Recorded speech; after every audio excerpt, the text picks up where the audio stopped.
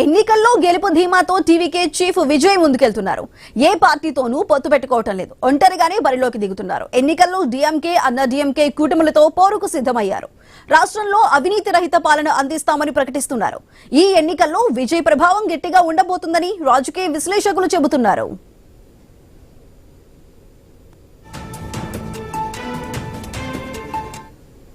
ఇప్పటి వరకు తమిళనాడులో ఉన్న పార్టీలు తమ సామాజిక వర్గాలను నమ్ముకున్నాయి.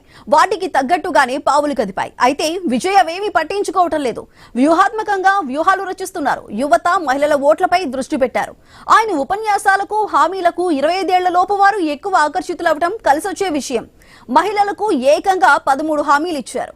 ముఖ్యంగా ఏడాదికి 6 ఉచిత వంట గ్యాస్ సిలిండర్లు, నెలవారీ సాయంగా 2500, అన్ని ప్రభుత్వ బస్సుల్లో ఉచిత ప్రయాణం, పిల్లల్ని చదివిస్తే ఏటా 15,000 చీరిచ్చే పథకాలను తీసుకొస్తామని ప్రకటించారు.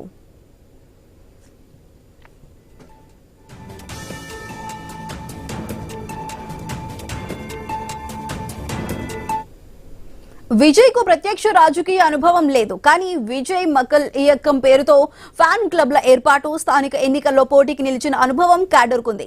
సుదీర్ఘ సినీ ప్రస్థానంలో ఎంతో మంది ఫ్యాన్స్ ను కూడగట్టుకున్నారు. ఆ అండతోనే ఇప్పటికే 70,000 మంది బూత్ ఏజెంట్లను నియమించారు.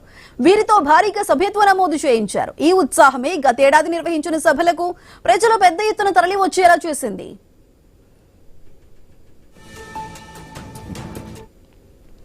విజయ్ రాజకీయాల్లోకి వచ్చాక ప్రతికూల పరిస్థితులు చాలా ఎదురవుతున్నాయి. తాజాగా విడాకుల సమస్యతో కోర్టుకెక్కడం, ఓ నటితో సన్నిహితంగా ఉన్నారనే ఆరోపణలు వచ్చాయి. కరూర్ తొక్కిసలాట ఘటనతోనూ చిక్కుల్లో పడ్డారు. బాధిత కుటుంబాల్ని నేరుగా కలవకుండా పిలిపించుకుని పరిహారం ఇవ్వడంపై విమర్శలు వస్తున్నాయి. అధికారంలో భాగస్వామ్యం ఇస్తామని విజయ్ ప్రకటించినప్పటికీ ఆయన చుట్టూ అల్లుకున్న ప్రతికూల పరిస్థితులతో ఎవరూ ఇష్టపడటం లేదనే అపవాదు ఉంది. మరోవైపు జాతీయ పార్టీలకు ఆయన బి టీం అనే విమర్శలున్నాయి. ఇవే కాక ఎమ్మెల్యేలుగా గెలిచేంత ఓట్లు తెచ్చుకునే పరపతి క్యాడర్ కుందా అనేది ప్రధాన ప్రశ్న.